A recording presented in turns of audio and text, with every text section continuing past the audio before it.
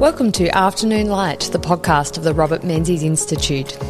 In this special six-part summer series, you will hear recordings of papers delivered at the Robert Menzies Institute's conference on the Menzies Ascendency, Implementing a Liberal Agenda and Consolidating Gains 1954 to 1961. The conference was held over 2 days from the 23rd to the 24th of November 2023. In today's episode of the summer series, you will hear from Professor Andrew Norton on Menzies and Higher Education, followed by Dr. Ted Ling on Robert Menzies, Canberra's Apostle, and finally Dr. Michael de Percy on Australia in the Atomic Age, Menzies' Legacy and Nuclear's Unrealised Potential. So, the key event in higher education policy between 54 and 61 is the Murray Report of 1957. Menzies accepted the recommendations for substantial increases in funding and did so in ways with long-term consequences for both the funding of universities and the structure of Australian higher education. Now, Menzies saw this as very significant. So, at his retirement press conference in January 1966, he was asked by a journalist about what were his lasting achievements of his long reign in office, and he gave four. One was the formation of the Liberal Party itself. The second was the constant alliance with the Country Party. The third was ANZUS, and the fourth was university policy. So of all his domestic policies, he regarded universities as the most important. Before we get to Murray or the 1954 period, we've got to backtrack a bit to Menzies' own views on education and the various policy developments that led to the Murray Report. So Greg Malouche talked about this at the first conference. So Menzies had a particular view of higher education, that it was not just a utilitarian, develop useful skills kind of thing. It was moral, even spiritual, and there are dozens of quotes from Menzies where he expresses this view, going back to fairly early in his career. After time as a barrister, constitutional cases, which we're going to talk about later in another session as well, and a Victorian state political career, Menzies entered federal parliament in 1934. Now, this actually reduced his chance of influencing policy on universities and higher education, because education was one of the residual powers of the states under the Australian Constitution, and so the Commonwealth had no power to legislate for universities, schools, or any form of education except in its own territories. And at the time, there were 6 universities, all with state founding legislation. During World War II, however, the Commonwealth's defence power provided a temporary foundation for its financial involvement in higher education. In 1943, there were regulations designed to ensure the necessary flow of graduates for the war effort, and this led to the first Commonwealth direct intervention in supporting students. So their fees were paid and there was a means-tested living allowance. And later on, this same power was used for the Commonwealth Reconstruction Training Scheme, under which servicemen could get education for their future careers. And eventually, nearly 60,000 people went to university under the Reconstruction Training Scheme. Now, Labor's initiatives in this area in the 1940s were not controversial. The Liberals supported them. And in July 1945, Menzies told Parliament that the Commonwealth's takeover of income tax powers during the war had basically substantially reduced the capacity of the states to fund education. And being a constitutional lawyer, he suggested using Section 96 of the Constitution to fix this, which allows the Commonwealth to make grants to the states on such terms and conditions as it thinks fit. Section 96, however, would not allow direct Commonwealth scholarships or support to students. It could only go via the states.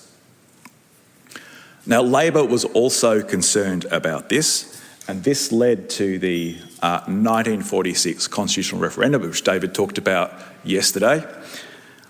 There were 3 referendums put up. The social services one, which also covered what David was talking about, included a provision so the Commonwealth could legislate to provide benefits to students.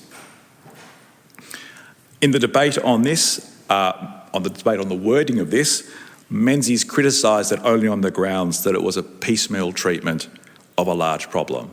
So he really thinks the Commonwealth needs more constitutional power in education. Now, generally, as you can see from the cartoon from the period, there was a lot of scepticism about these referendums, that it was part of this view that the Chifley Labor government, as it then was trying to centralise and increase control from Canberra. And sort of a very bad pun in the cartoon as well. Now, on election day, this was put to the people on election day 1946. Two of the referendums failed, but the social services referendum was successful, and Menzies had said he was going to vote for it. So if this had not passed, his subsequent Commonwealth scholarship schemes would either have not existed at all or had to take a very, very different structure via the states. Now, as you all know, Menzies became Prime Minister in December 1949, and one of the first things he did in March 1950 was to announce the revision of a review that Chifley had already started before he lost office, something that was later known as the Mills Review. And part of the context of this was that the universities had been really struggling with all the additional students who'd come in via the Reconstruction Training Scheme. Mills reported in August 1950, the government had agreed at least by January 51, possibly early, haven't found that yet, but it wasn't actually legislated until November 1951. And the long delay in this was partly due to protracted negotiations with the states. And the reason for this was that this was going to be a tied grant to the states, where they would have to spend or use the money as instructed by the Commonwealth. Now, from the Whitlam government onwards, Section 96 tied grants were an important instrument of expanding Commonwealth policy power. But in this era, even though they had been used sparingly for decades, they were still relatively unusual, and I think Menzies was quite conscious of the need to get the states on board on this issue. Even though he did get the states to agree, these conditions really put pressure back on both the Commonwealth and the universities. So this was there was some grant money just simply handed over, but there was also a contingent component on a basis of £1 from the Commonwealth for every £3 total of state grants to universities and student fees. So the states and the universities had to do things to get the money. Now, apart from the student fees part of the grant, which created additional pressure for the universities to charge their students fees, the conditions on the universities were minimal. The grants were phrased as being for general teaching and research purposes. And this reflected Menzies' view of the proper relationship between universities and the government. And what I've got here, I think, is a classic Menzian statement of the autonomy of the universities.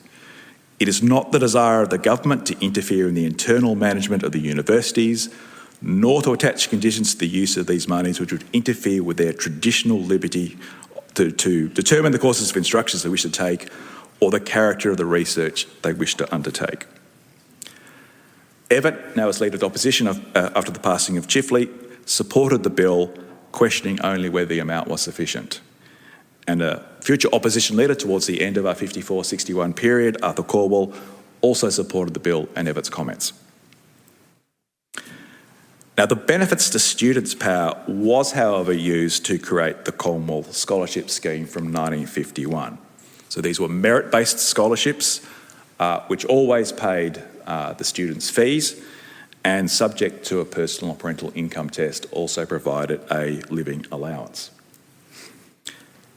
Now, at the start, the Commonwealth scholarships were definitely helpful for some students, but their numbers, as you can see from the slide, were much lower than the peak of the Reconstruction Training Scheme scholarships. And indeed, total enrolments in universities fell during the early Menzies years. However, like the general grants for teaching and research purposes, the Commonwealth scholarships were flexible on courses. So the regulations do have a list of the eligible courses, but it covers almost everything you can think of, including arts, which is the humanities interest that Menzies had. Now, Menzies, at least in retrospect, recognised that these early measures, while establishing the Commonwealth's peacetime role in higher education, were not enough. So while nominal university revenue increased significantly in the 1950s, as you can see on the slide, an inflationary surge in the early 1950s, which was mentioned yesterday, quickly eroded the real value of the grants, which had been legislated with no indexation, and university finances remained precarious. As you can see, in most years, revenue and expenditure are basically the same. So by the beginning of our conference period in 1954, student enrolments were still below the Reconstruction Training Scheme peak, but it exceeded that by 1956, just under 35,000. But the universities were still really struggling. There was a lot of lobbying for a further review to look at this, and this is perhaps where Paul Kelly's comments about dragging the feet, Menzies dragging his feet in the 1950s, comes into play. But finally, after a dinner with Menzies in March 1956, he agreed in principle to such a review. Now, the formal invitations to the committee members were issued in December 1956 with Sir Keith Murray, who was chair of the UK University Grants Committee, also to be chair of Menzies Review of Australian Universities. Now, the Murray Committee worked quickly and delivered its report in September 1957, and it offered a scathing assessment of Australian universities. In 1957, according to the Murray Report, students and academics were overcrowded in buildings that were grossly deficient. So that's actually the late 1940s, but you can sort of see the guy still wearing his gowns, teaching outside. High student fail rates, the report said, were a national extravagance which can ill be afforded. And the Murray Report contains much else that will be familiar to later higher education report authors, including David and myself. Issues of student academic preparation, the quality of teaching, the lack of industry doing its own research, the situation of overseas students, dissatisfied academic staff and shortages of graduates, including teaching, still an issue 66 years later. They concluded without quick action, the current critical situation, as they describe it, would turn catastrophic. So a very damning report on Australia's universities. What Australian universities should be, in the Murray Report's view, was very much in line with the Menzies vision. The report's authors assumed that university autonomy was essential and that universities had broad purposes beyond vocational training. In their substantive recommendations, they proposed a university grants committee, which would also plan the system, including new institutions. And they recommended significantly increased funding to remedy the problems that they had identified and support growth in the number of students. So Menzies was very keen on these recommendations. In his book, The Measure of the Years, Menzies gives an account of how these recommendations were funded. So this begins prior to a trip to England in 1956, when he first met personally with Keith Murray. Before Menzies departs for England, he tells Treasurer Artie Fadden that he was initiating an enterprise that could not fail to be vastly expensive. After gratuitously noting that Fadden was not himself a graduate but had a good Australian outlook and recognised that this was almost an obsession for his leader, Fadden gave the all clear, presumably not particularly voluntarily. After the Murray Report had been delivered, Menzies says in the Measure of the Years that Treasury had a full opportunity to examine the proposals. What he doesn't say, but his biographer Alan Martin does, is what Treasury thought of them. Predictably, Treasury did not like them, both due to the level of expenditure and the precedent of giving direct access to a Commonwealth body direct access to a Commonwealth body of state bodies for their financial requirements. So the universities were getting direct access to the Commonwealth. Menzies told a cabinet meeting called with, he says, 2 or 3 days' notice that he would like it to sit morning, afternoon and evening and reach its conclusions that night. The cabinet, he says, knowing this was an outstanding event in my life, humoured me and I am still grateful to them. The actual policy response came in stages. Emergency funding distributed through the existing states grants mechanism, followed by the establishment of an Australian Universities Commission. Now, this AUC is a real turning point, I think, in seeing Australia's universities as a system rather than as a collection of state-based institutions. So the AUC provide information on planning the development of the system, including capital works and new institutions. Now, funding to the states increased pretty quickly after the Murray report, including this new provision for capital grants. And these grants help finance a range of new or expanded institutions in the Menzies years and the years shortly afterwards.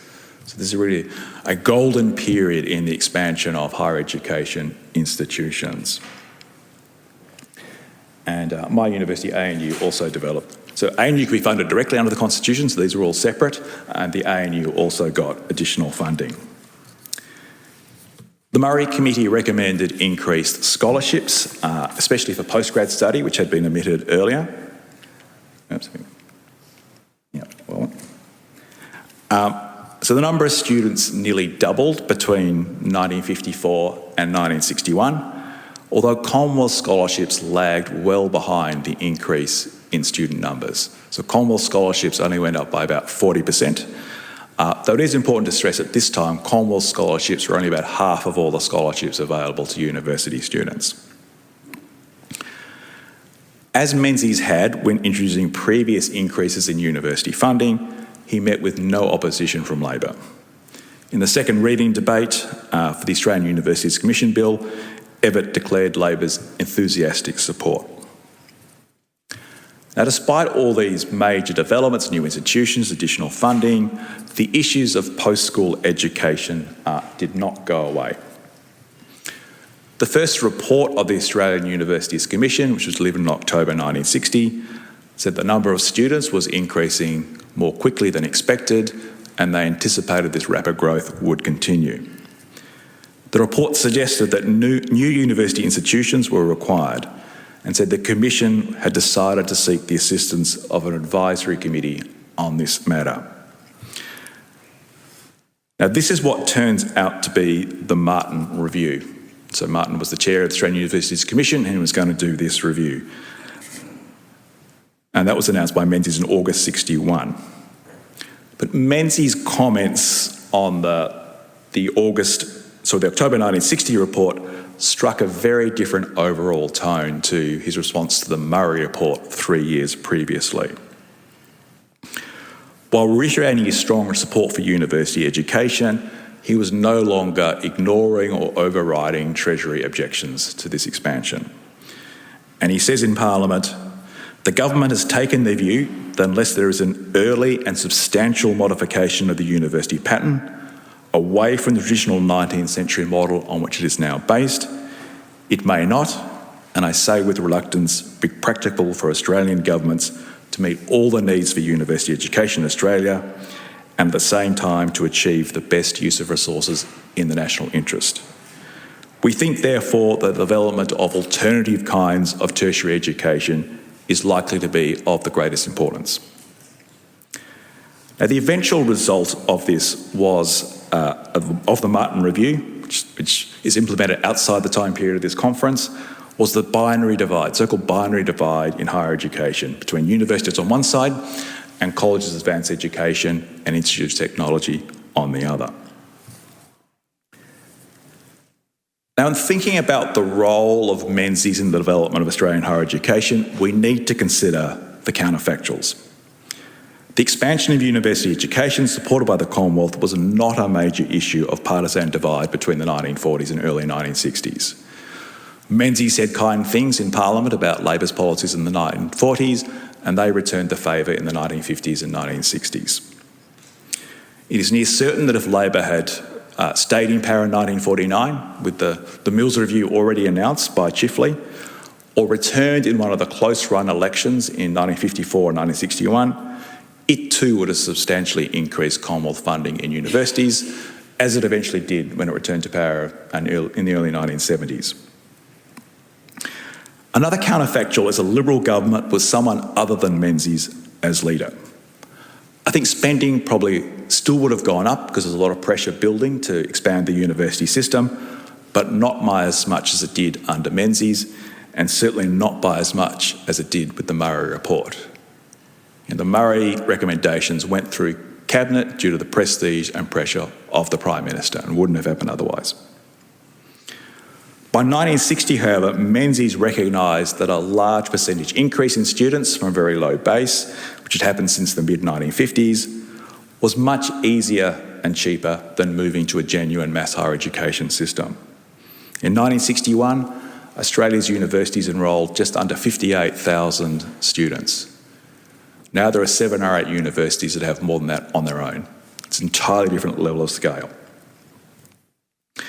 Another counterfactual question is whether one of the non-Menzies scenarios, a Labor or a different Liberal leader, would have led to the same light touch controls over how universities use their money. Although more central steering did come to the system with the AUC from 1959, planning had been very, very fashionable in the 1940s, especially on the Labor side. So it's not hard to imagine they would have been more prescriptive. The state government scholarships that operated alongside the Commonwealth scholarships were often bonded. So it tied the student's support to a particular course with the return of service in a particular occupation after the course. And so it's not hard to imagine a national version of the same system, whereas Menzies was giving huge flexibility in what courses students could take. From 1964, after the time period of this conference, but interesting for a contrast, John Grattan took primary responsibility for education. Now, Grattan refused to authorise the recommended expenditure for some research without further information, the first sign of Liberal university research scepticism with echoes to this day. According to Susan Davies, who's the author of a book on the Martin reforms, Grattan preferred the more vocational colleges to the universities, both on the grounds that they were cheaper and of more direct benefit to the community. Ouch. I think Grattan's more utilitarian and transactional approach was probably the more typical Liberal attitude of subsequent decades and quite possibly of the Liberal party room of the 1950s and 1960s. But Menzies' authority meant that view did not prevail. I think the Grattan view is a long way from Menzies' idealistic view of university education, but the national policy structures that Menzies created could end up serving and did end up serving a very wide range of policy goals. Thank you.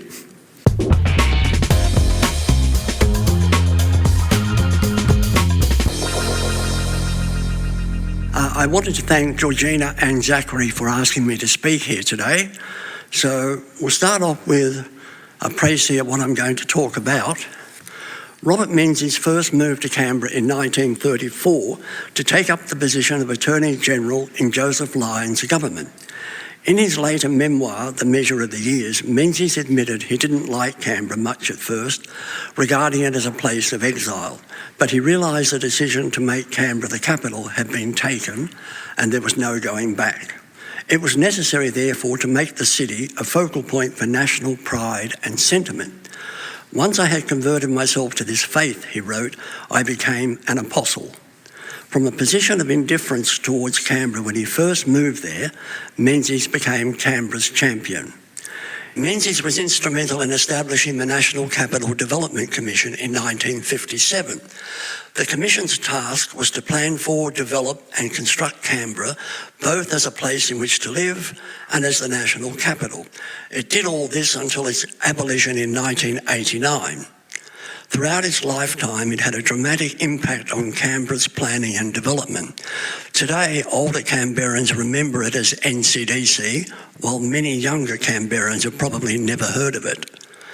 What is also sometimes forgotten is the substantial role that Menzies had in the Commission's creation and operation until his retirement.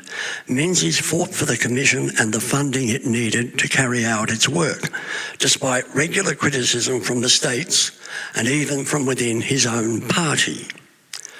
Okay, but now we'll go back in time. By the late 1940s, Canberra consisted of a few disjointed suburbs on either side of where the future Lake Burley Griffin would be. The effects of the Great Depression and World War II were still being felt. Walter Burley Griffin's grand design had come to little, and the nation's capital appeared to be little more than a series of suburbs still searching for a city. Furthermore, most Commonwealth departments were based in Melbourne, making effective administration from Canberra exceedingly difficult. In April 1948, Ben Chifley's government announced plans for the relocation of 7,000 public servants from Melbourne to Canberra over the next 10 years. Yet little happened. Shortages of manpower, materials, lack of funding, and public service resistance, and that was a key factor, all helped to undermine the government's plans. During the election campaign of December 1949, Menzies gave little regard to Canberra, but he soon appreciated the problems that Chifley's government had faced. A series of cabinet committees was established after the election, one of which was on the development of Canberra. In March 1950, Menzies wrote to the committee's chairman, Philip McBride, Minister for the Interior, asking for a report on future development. McBride later transferred to the defence portfolio, and there is no evidence that the report Menzies called for was actually prepared. In January 1952, Menzies met with Bill Dunk, chairman of the Public Service Board. Dunk told Menzies of the work he had done for the Chifley government and his proposals for relocating public servants to Canberra. He called for the introduction of a development plan and the centralisation of the public service in Canberra. In July 1954, the government finally announced its intention to transfer more than 6,000 public servants to Canberra. In response to the announcement, the Canberra Times, it's our newspaper, published an editorial in which it said, "Nothing could be less profitable than to recall the number of occasions on which Commonwealth governments have committed themselves to a program for the transfer of departments from Melbourne to Canberra, only to abandon those intentions when it became more expedient politically to cut the financial provision for Canberra than for electorates which have greater voting power, other than the ACT. The government's 1954 proposal effectively went nowhere." The beginnings of Canberra's resurgence. In November 1954, Senator John McCallum called for the appointment of a Senate Select Committee to examine and report on the development of Canberra. When alerted to the committee's pending establishment, Menzies said, "I see no objection." The committee was duly formed, presented its report in September 1955. The report contained 76 recommendations. Canberra's post-war resurgence can be set almost to an exact day, the 6th of March 1956. This was with the birth of a baby girl, Edwina Henderson. She was the Menzies' first grandchild, and they absolutely doted on her. But her birth brought home to the Prime Minister the poor state of Canberra's facilities. Menzies was soon being harassed by his wife, Patty, and daughter, Heather, about the lack of facilities in Canberra. This was Paddy Menzies. "Bob, you try pushing a pram around these awful footpaths." And then Heather Henderson, "Dad, it's almost impossible to find somewhere to live here." To which Menzies replied, "Well, we're stuck with Canberra whether we like it or not, so we might as well do it properly." In April that year, possibly as a result of the harassment he was getting at home, Menzies undertook a drive through Canberra. He was not impressed with what he saw. He noted the prevalence of squat, flat-top buildings, which he said needed only a few bales of hay and a goat on the roof to be painfully reminiscent of Suez or Port Said. He later wrote to Alan Fairhall, Minister for the Interior, voicing his concerns. He concluded by saying, "I will turn a very cold eye on proposals for Canberra unless I am satisfied that the business is being attended to in a business-like and effective way." Prior to leaving for a conference in London in July 1956, Menzies spoke with Ken Hurd. Hurd was a senior official with the Prime Minister's Department. Menzies asked him to prepare a paper on Canberra's problems, together with ideas on how they could be resolved so that Canberra's future planning and development could be corrected. Hurd presented his report that same month.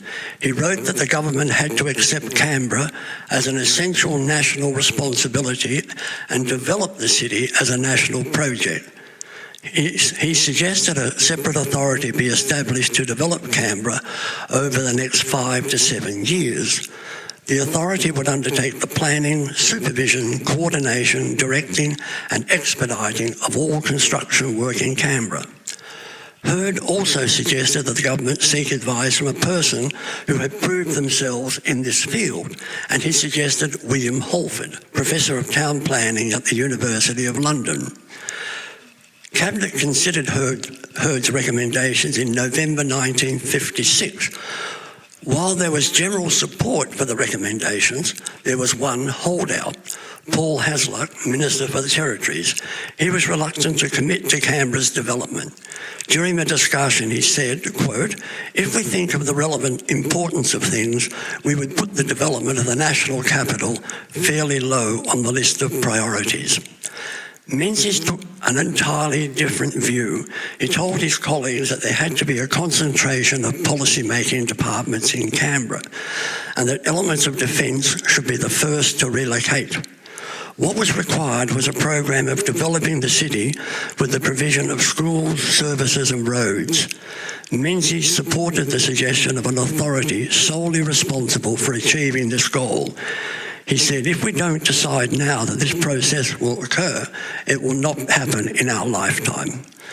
The government later approved the engagement of William Halford, recommended by Ken Hurd.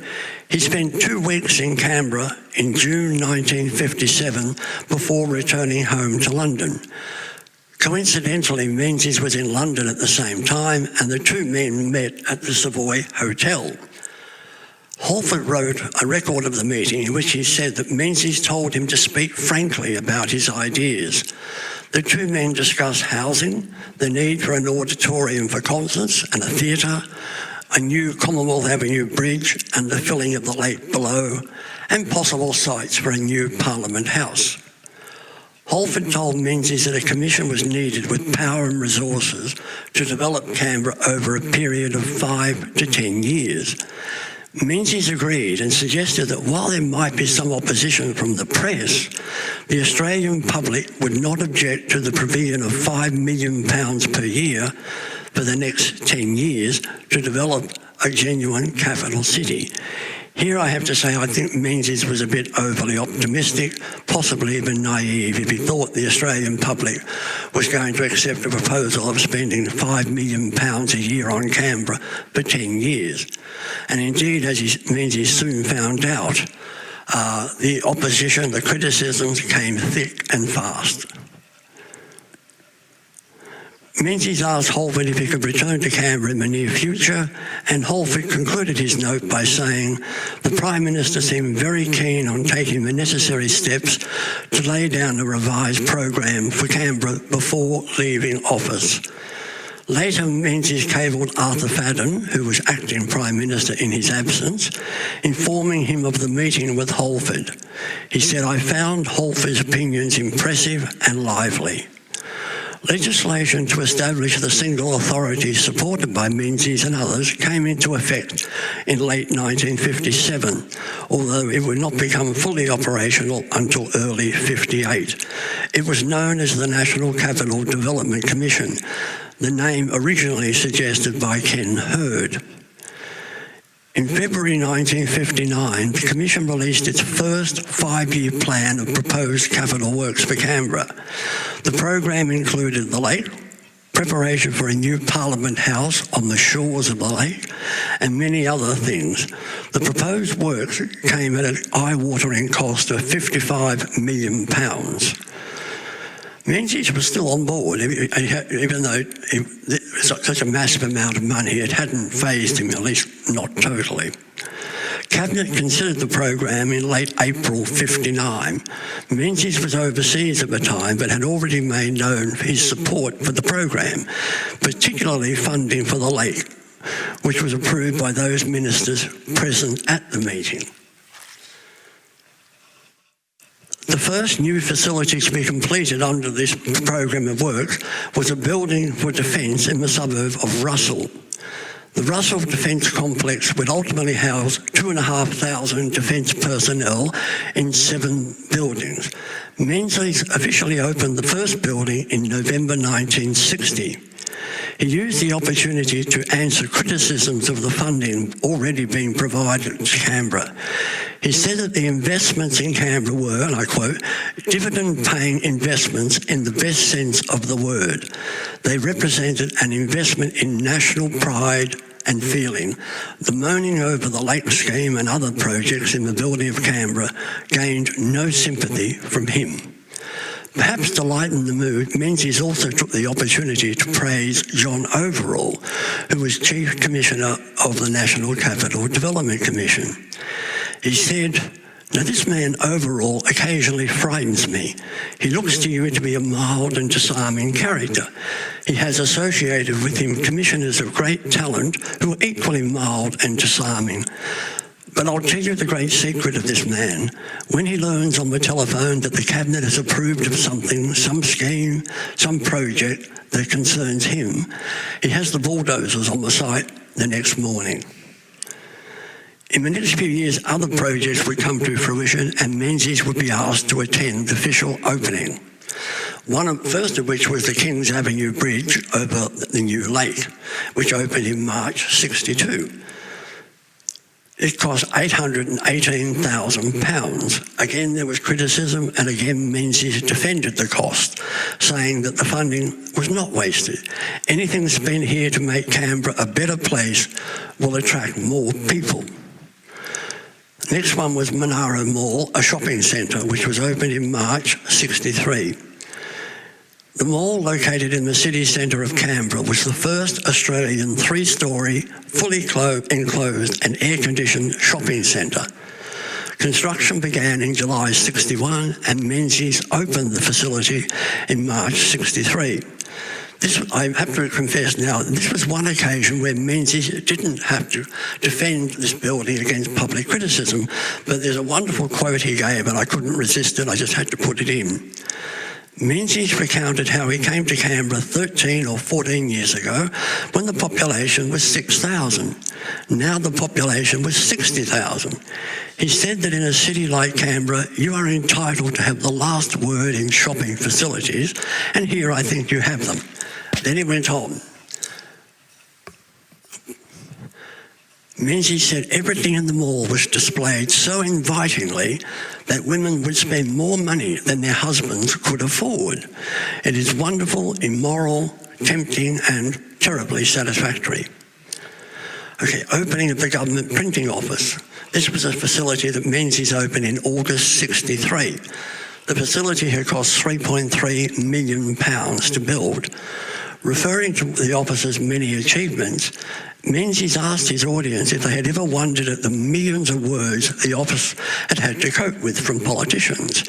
He said he had tried to calculate the previous night before going to sleep how many words he himself had spoken in the last 35 years. But after approaching the 1 million mark, I fell into a sleep thickly studded with nightmares. Robert Menzies and the lake. The most notable construction event during this time was the beginning of the lake. Over the years, there have been calls to build a lake of some description, but the work had never proceeded.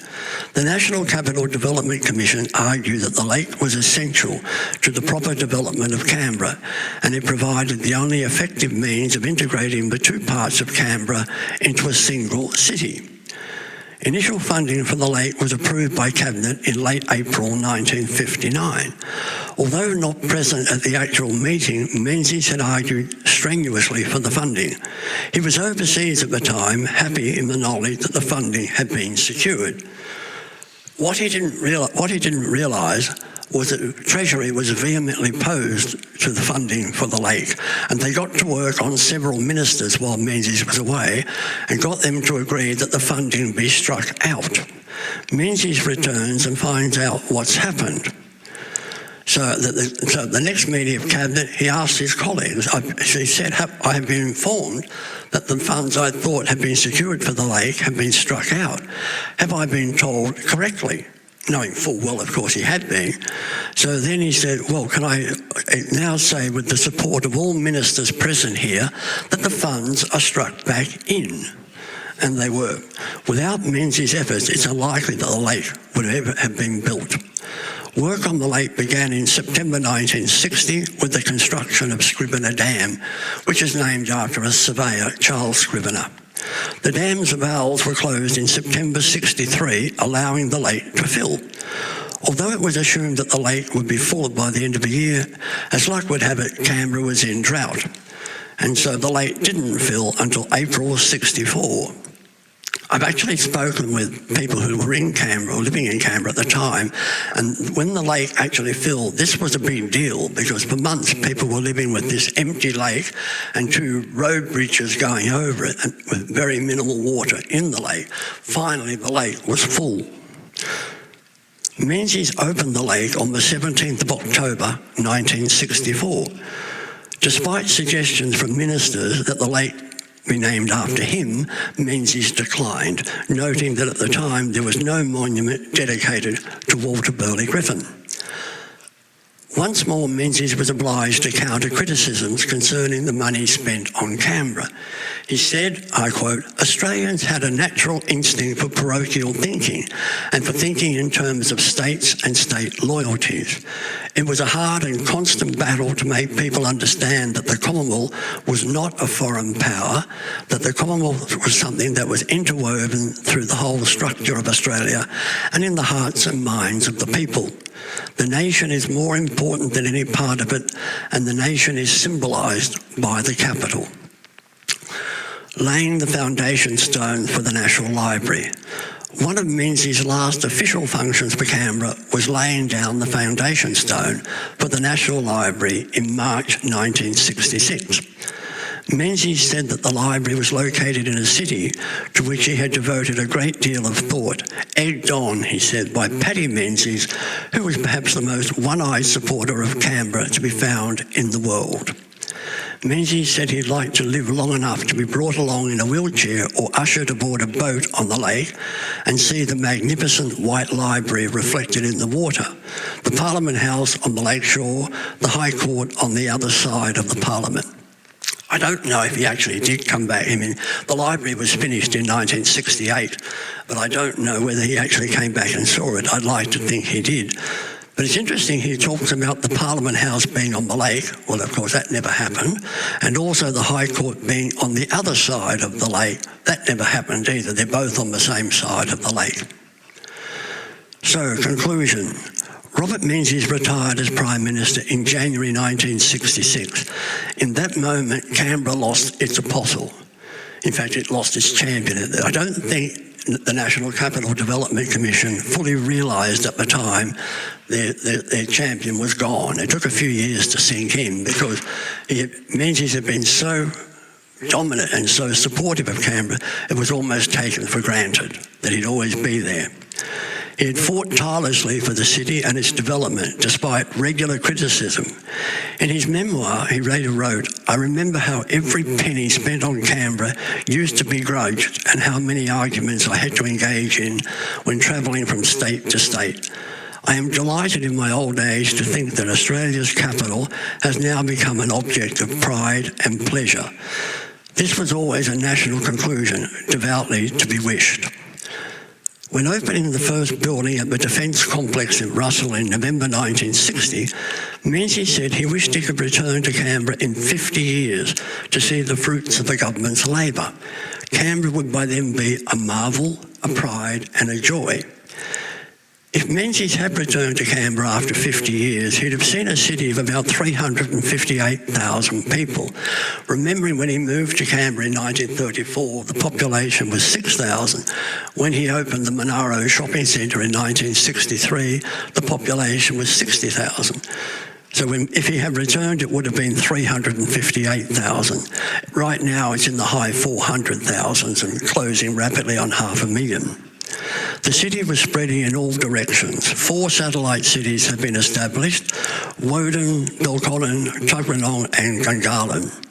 A number of national buildings have been completed, including Parliament House, the High Court, the National Gallery, the National Museum and Questacon. And Menzies' wish to have the public service centralised in Canberra had been realised. Finally, if he had come back, Menzies would have seen the R.G. Menzies Walk, a 2-kilometre walk along the northern edge of Lake Burley Griffin, which was opened in 2012. It was designed to recognise the lake and the importance of Menzies' contribution to its creation. Thank you.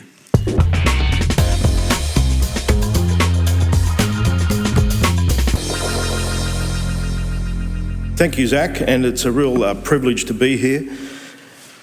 So much has been written about Menzies in the context of the idea of nuclear colonialism, and a lot of this comes from the McClellan Commission, the Royal Commission held in 1985 into the nuclear tests in Woomera, Montbello and Maralinga. Now, an unfortunate thing about Royal Commissions is there's often a distinction between fact and opinion. And we saw that recently. Gerard Henderson did a great job of pointing that out about the Cardinal George Pell and the Royal Commission there.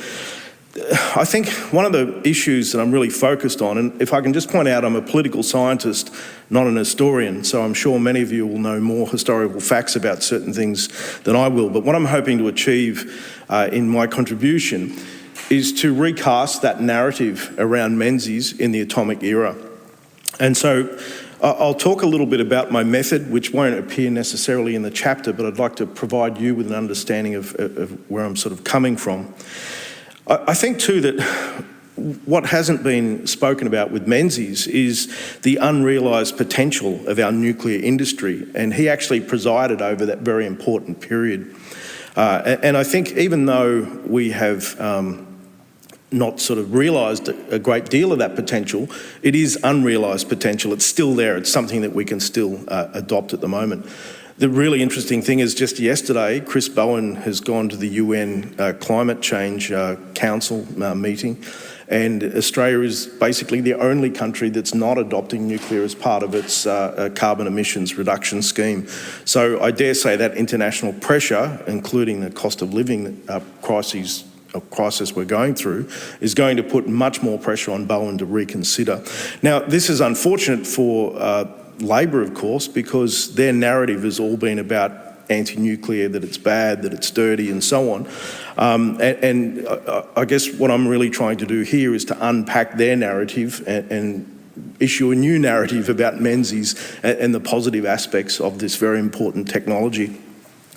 And just to give you an idea of how important it is, I find it really interesting when we hear particularly people of the Green Left ilk, if you will, talk about using their mobile phones and technology and so on. But I hear from a scientist at ANSTO just the other day at a presentation that if it wasn't for the nuclear industry, mobile phones wouldn't exist.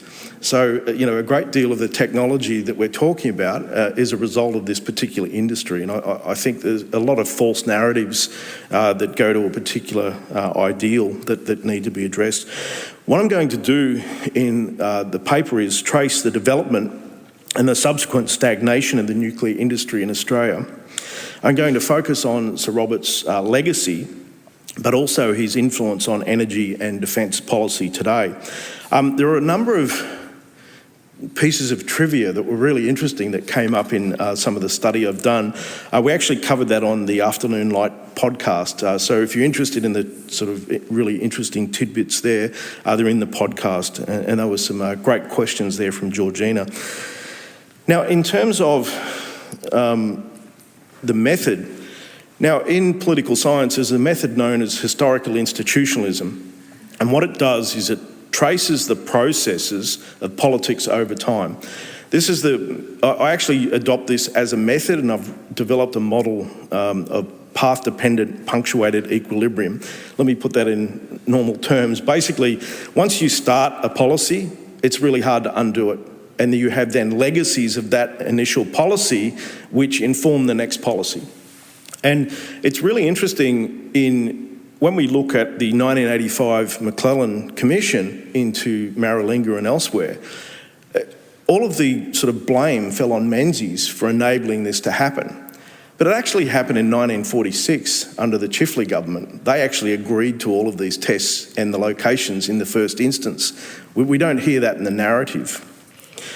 So in terms of how I approach this particular paper is I've started with chronologies of the sort of technological developments, resource discoveries in Australia, and also the Allies' decisions around how nuclear weapons in the first instance would be developed. And there are a number of coinciding arrangements between the United States, the United Kingdom, that had an important impact on Australia's nuclear development. One of the key things I've noticed is that there is a real process of nuclear development. Now, obviously it starts with nuclear weapons, Hiroshima and Nagasaki, in the first instance, but then after the war, it immediately focuses on, well, how do we develop this for elsewhere? And of course, the United States was heavily involved with Canada because Canada had discovered uranium. Now, at this point in time, Australia had not discovered its own uranium resources. We did have radium, which was used for sort of glow-in-the-dark gauges and things like that, but there was no sort of real knowledge of what we had in terms of resources here. So, of course, the Canadians were very important to the US. They were heavily involved in the Manhattan Project. Now, the UK was also involved, but after the war, the US decided that they would not share their technology as widely as they had first envisaged. So the UK went on its own mission to look at using the remnants of the empire to develop technical scientific skills and also resources to help with their own development of their own weapon, given that the US was not going to provide that information to them. So Australia very much became a part of that. Now, the really interesting thing is that Australia actually wanted nuclear weapons straight after the war. In 1946, part of our defence policy was going to be that we couldn't really rely on the UK, and this had been proven with the fall of Singapore, that the US, and you know, many people don't even realise that there were tens of thousands of Americans who died defending this country. And I think that's a legacy that Koreans know this legacy well of Australia's contribution and the US contribution, but I think we've sort of let that narrative disappear, and I think that's a major mistake in our teaching of history. But again, we necessarily can't rely on the US or the UK when it comes to real politics. So Australia was really keen to have a deterrent because a nuclear weapon is a deterrent. If I can put it in context, so in Gaza at the moment, the population just a bit bigger than the Australian Capital Territory. They have the equivalent of the Australian Army operating there as militant soldiers organised into battalions. So, you know, that we're not a hard target. We're very much a soft target. Our capabilities are very limited. We rely on these external alliances, which are tricky at best. And of course, that's exacerbated by our trade relationships at the moment. So back in the day, nuclear weapons were seen as one way of making us a hard target. If you wanted to attack us, you'd be dealing with some serious retaliation. So what ended up happening was we went from weapons to then under Truman, I think it was, the Atoms for Peace, and started looking at nuclear energy. But before that happened, there was much experimentation around nuclear science. So research experiments and skills capability were the initial focus in Australia. That then developed into medical products. Nuclear energy, Menzies thought, would not become affordable until at least the 1970s. And of course, because of our abundance of coal and the absence of emissions targets back in the day, there was no real need to invest in that particular industry, let history take its course, and it would happen organically. But there's a really interesting progression from research and medical products to nuclear energy, then to nuclear weapons. Historically, it didn't happen in that order, but there's an order of morality that's attached to that particular narrative. So if you can save lives with nuclear research and medical products, that's a great thing. Nuclear energy, if it can solve problems of emissions, then that's increasingly being seen as a good thing. Nuclear weapons, however, is a step too far. But in Australia, the narrative has been all about that nuclear is bad, and that's the end of the story. Studies that look at whether or not people are interested in living nearby a nuclear reactor indicate that it's much closer than you would think, but most people don't realise that Australia's nuclear reactor is within 25 kilometres of the Sydney CBD anyway, and it has been there since 1958. So, you know, a lot of this is about marketing and the narrative, as opposed to the reality. And if you haven't been, I urge you, get out to Lucas Heights and have a look. It's an incredible experience. And many young people who have been there have become converts for nuclear energy as a result of seeing what's actually happening. So that particular narrative, it builds on my earlier work. I'm really interested in, over the period where we had a series of prime ministers in quick succession, it was interesting that there wasn't time to deviate from what had been established previously. So we saw in a lot of policy areas that we had basically the next government picking up the previous government's policies, modifying it a little bit, but essentially moving that forward,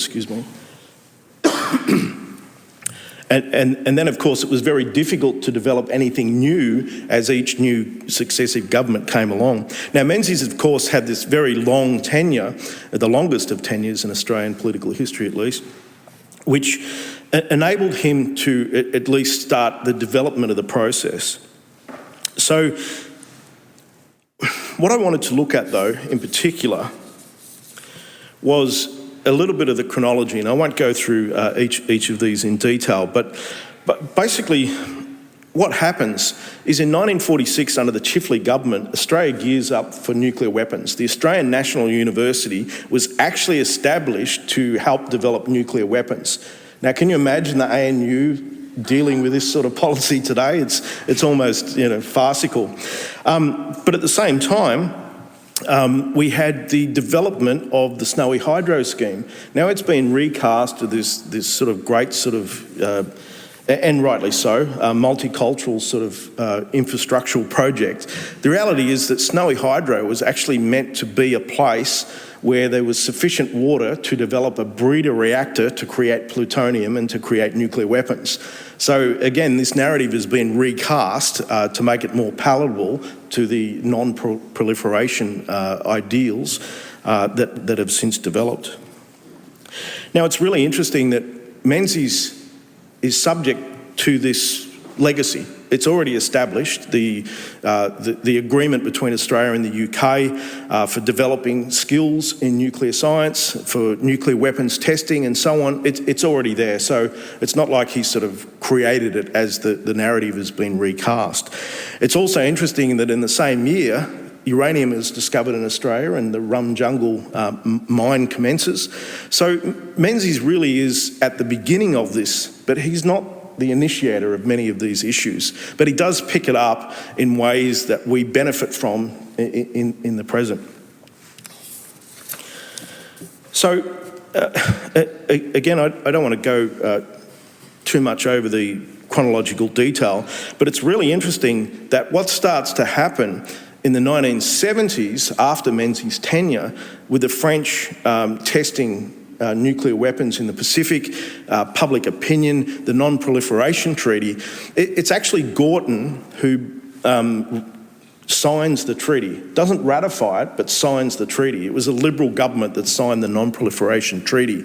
And in the Australian, in recent years, it was reported that Grattan actually wanted nuclear weapons. Like, he really didn't want to sign it. It was a matter of political expediency. McMahon, on the other hand, he didn't want nuclear weapons. So we had this sort of ongoing issue within the Liberal Party, and it actually goes back to Menzies' time. So Menzies was a bit ambivalent about nuclear weapons. He was a bit unsure. He thought nuclear energy was something that should happen. He certainly thought that the nuclear science and skills development was necessary, but he was a bit unsure about nuclear weapons.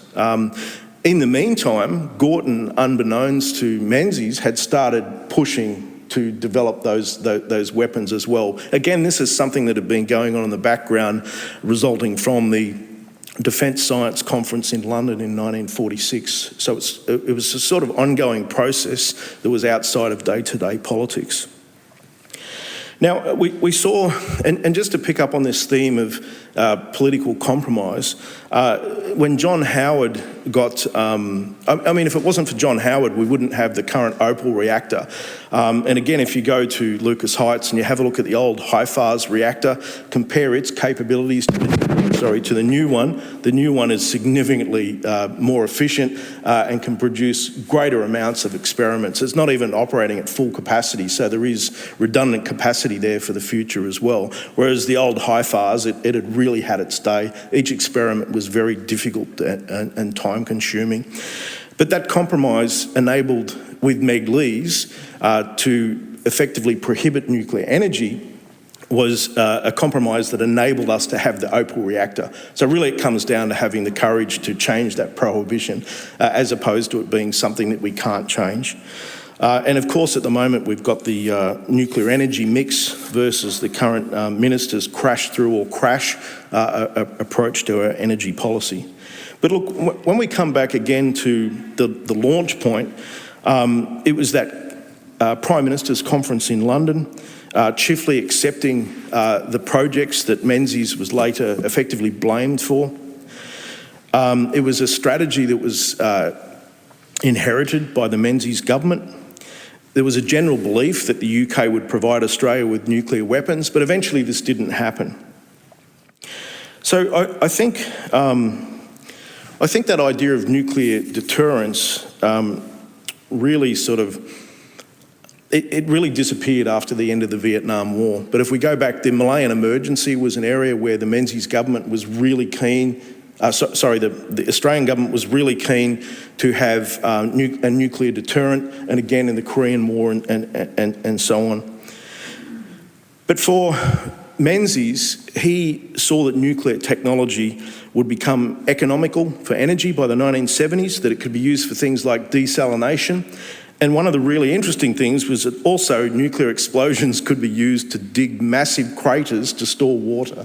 Now, I don't think we would be thinking about that sort of thing today, but it was a process that was actually being used and experimented with at the time.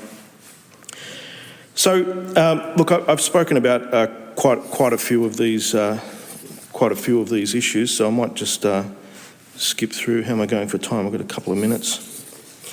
So basically, what happens is we end up with the reactor opened in 1958 by Sir Robert at Lucas Heights. The cabinet is divided on pushing alone with a nuclear deterrent, particularly because of the cost. It was envisaged by the Australian Atomic Energy Agency, which is now ANSTO, or a forerunner of ANSTO, that they couldn't produce breeder reactors until the last quarter of the 1900s. The focus shifted to atomic energy at Lucas Heights, which of course was then undone by the 1970s.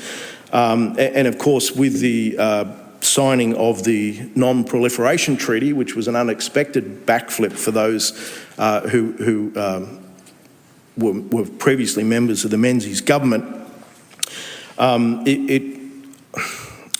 I guess we still have that underlying capability, but it's not part of the political narrative of the present. So at the present, it's still about nuclear is a bad thing, that nuclear energy will lead to proliferation and so forth. The reality is that is always a possibility. There's always that possibility. So it is something to be cautious of, but at the same time, I think our political system enables us to handle these sorts of issues in ways that can benefit us rather than potentially harm us. But nuclear remains a hot potato, and I think that's part of the legacy of the Menzies era, but at least we have a foot in the game, so to speak.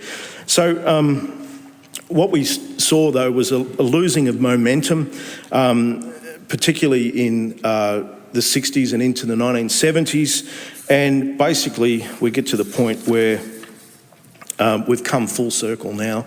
So international affairs were a major driver for early nuclear adoption, and I think they're going to be not about defence, but certainly about climate policy being an international problem, that is going to drive our adoption of nuclear energy in the near future. Our sector has declined, but it is still world regarded. I think one of the biggest problems is not only has the ALP tried to rewrite history, but at one stage we had some 8 Australian universities contributing to nuclear science, and that has basically fallen by the wayside. And I think there's some real problems that are starting to appear, and it was spoken about looking at the history curriculum in schools recently. One of the problems I find is that when you let government choose what skills are developed, you get the skills that government chooses, whereas if you actually let the market decide what skills are necessary, then hopefully we get better skills. And just a really quick example, we're at a factory recently where they have 20 high-end Japanese welding robots, and not a single person in Australia who has the ability to fix the software. So those 20 robots are sitting there doing nothing, costing a fortune, because there's nobody in Australia who has the skills to make them work.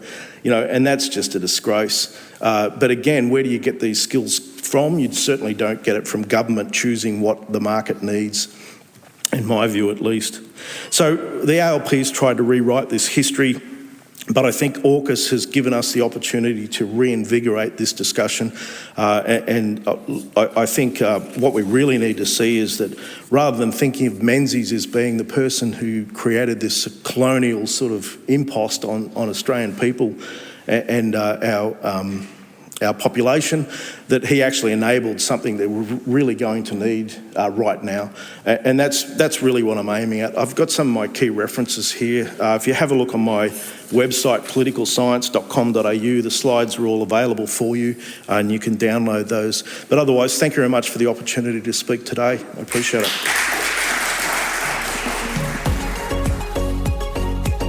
That's it for this week's episode of Afternoon Light, the podcast of the Robert Menzies Institute. Please make sure to subscribe and catch up on our latest online content on our website or on Twitter, LinkedIn or Facebook.